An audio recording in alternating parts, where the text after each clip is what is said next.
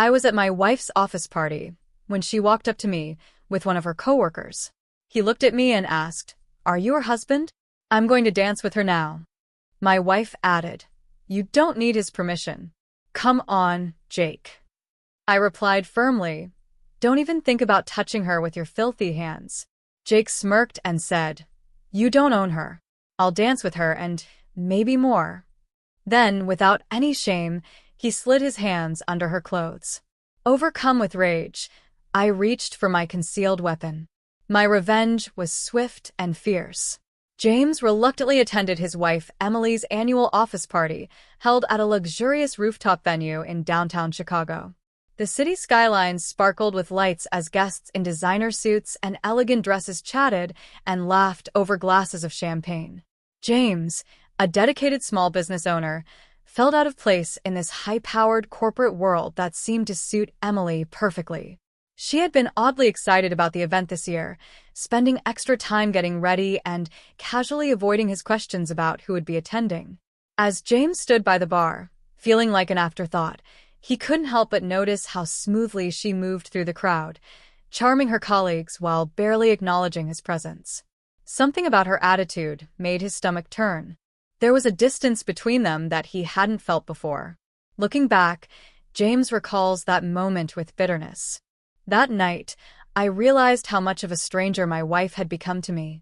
What started as an evening of forced small talk would quickly spiral into a confrontation that left him humiliated and changed his life forever. James hints at the storm ahead with chilling words. "I thought I was just going to a party.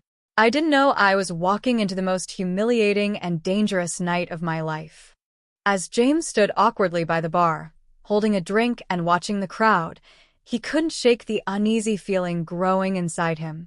Emily was socializing with ease, laughing and smiling with her coworkers, but she hadn't looked his way once since they arrived.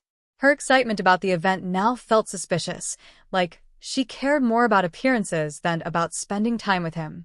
Then James began noticing the subtle things, quiet whispers between groups of coworkers, followed by quick glances in his direction, as if he were the punchline of a private joke. It wasn't paranoia. The tension in the air was unmistakable, and his discomfort deepened by the minute. Just as he considered leaving or confronting Emily, she walked over to him. But she wasn't alone. Standing next to her was Jake, a coworker James had never met but instantly disliked. Jake's arrogant attitude and the way he stood too close to Emily raised red flags. His hand rested on her back with a familiarity that made James uneasy. Jake's smug smile as he looked James up and down only made it worse. "So, you're her husband?" Jake said with a smirk that felt more like a challenge than a greeting. "I'm Jake. I'm going to dance with her now." Emily didn't say a word to stop him. Instead, she made it worse by saying, "You don't need his permission." "Come on, Jake."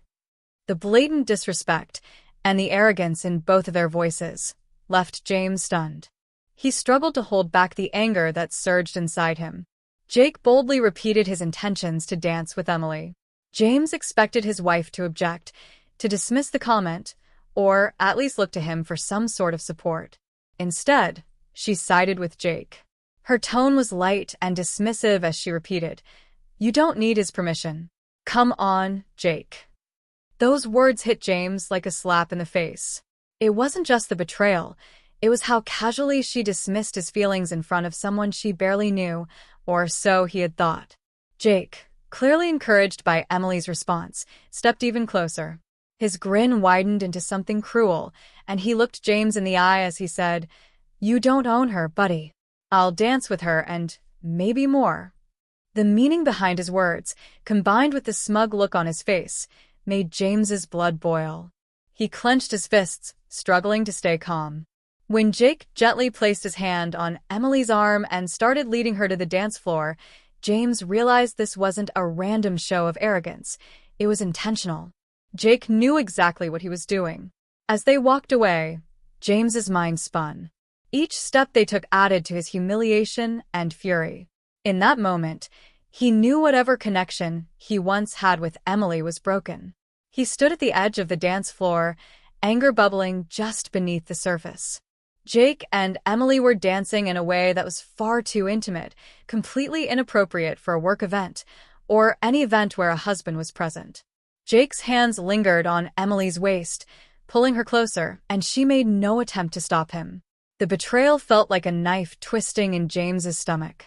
Still, he tried to stay calm. He thought about the consequences, about the embarrassment of causing a scene, but every part of him screamed to take action. Then Jake crossed a line so boldly that even the background noise of the party seemed to stop. With a smug smile aimed directly at James, Jake slipped his hands under Emily's blouse, his fingers sliding along her back, as if James wasn't even standing there watching. Gasps spread through the nearby guests.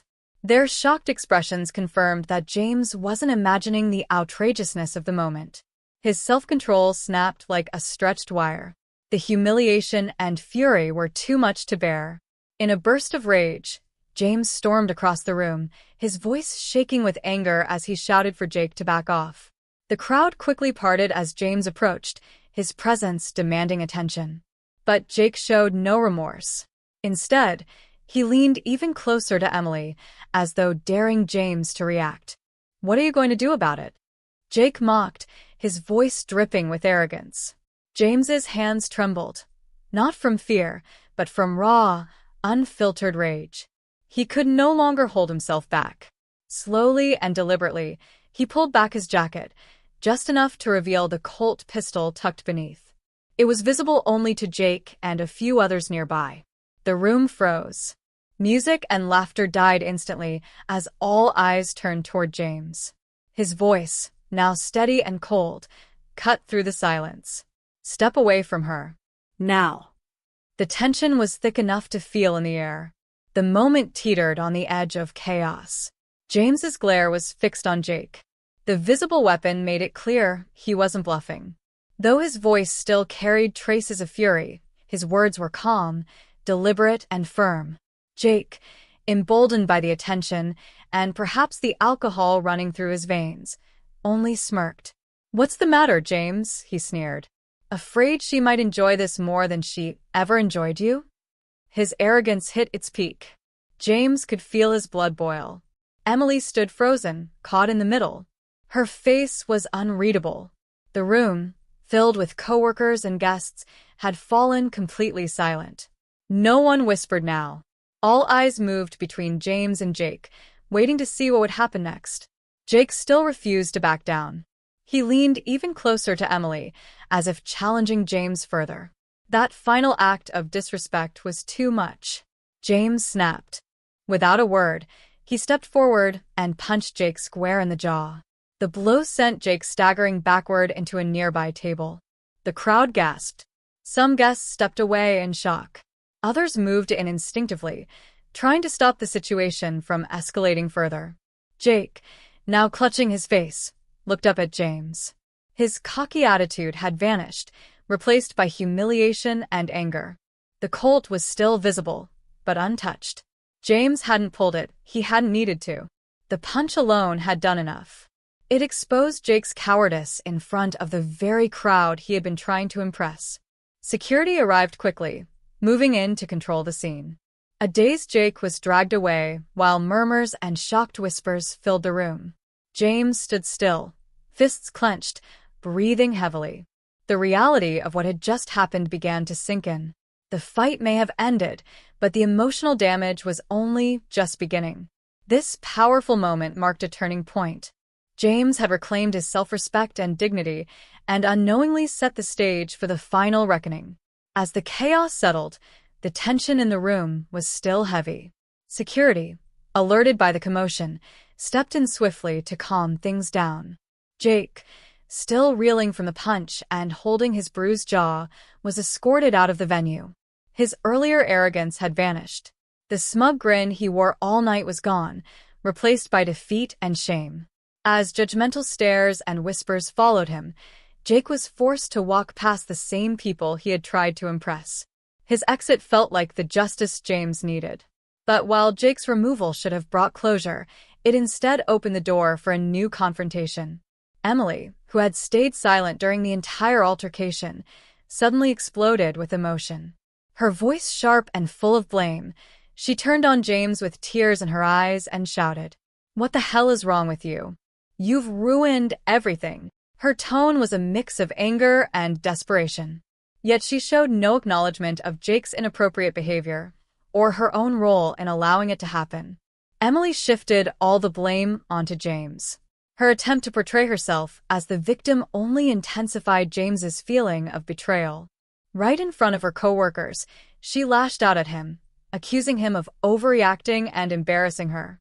The attention in the room quickly moved from Jake's disgrace to the unfolding collapse of James and Emily's marriage, playing out in real time. The stares, filled with both pity and judgment, cut into James like salt on an open wound. He stood frozen, fists clenched, as Emily's angry rant continued.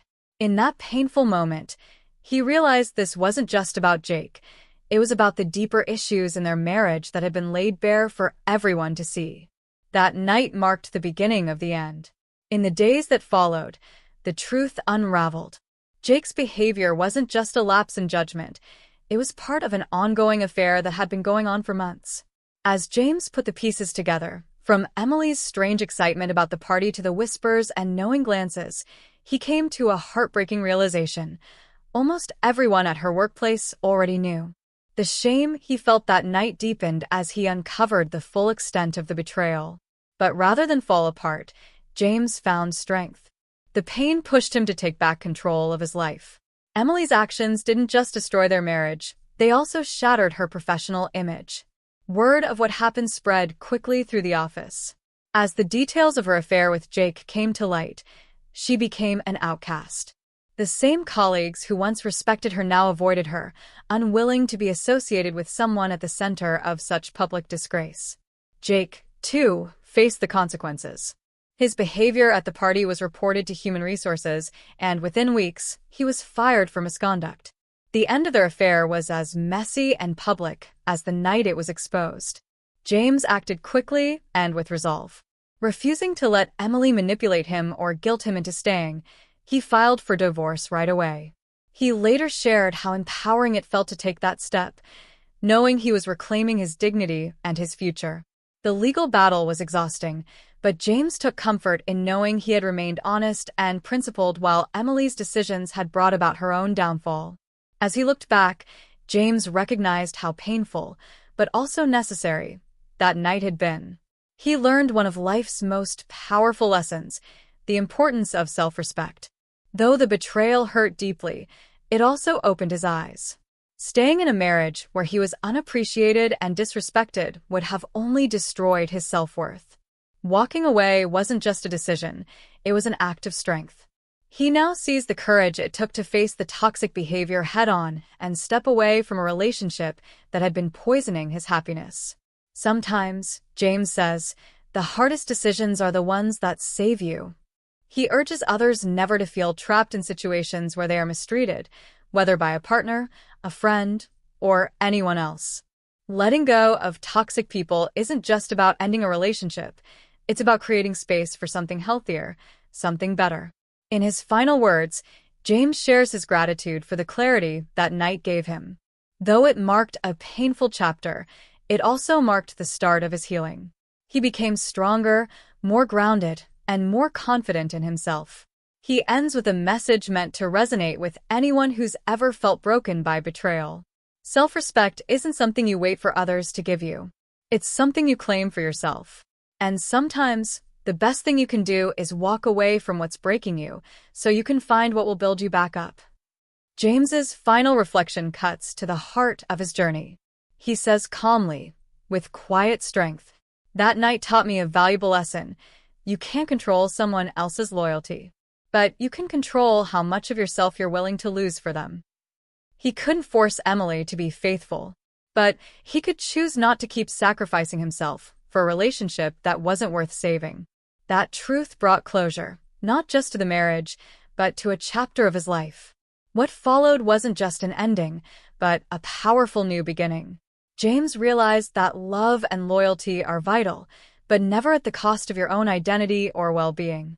As he moves forward, he carries that lesson with him, that sometimes Walking away is the only way to reclaim your power. Thank you for being a part of this journey with me. If this story moved you, please give it a thumbs up and consider subscribing to Narrative Story. I've noticed that many of you who enjoy these stories haven't subscribed yet. By subscribing, you're not just supporting a channel, you're becoming part of a community that values deep, meaningful storytelling. Let's continue exploring these powerful life lessons together. Don't forget to click the notification bell so you won't miss the next story.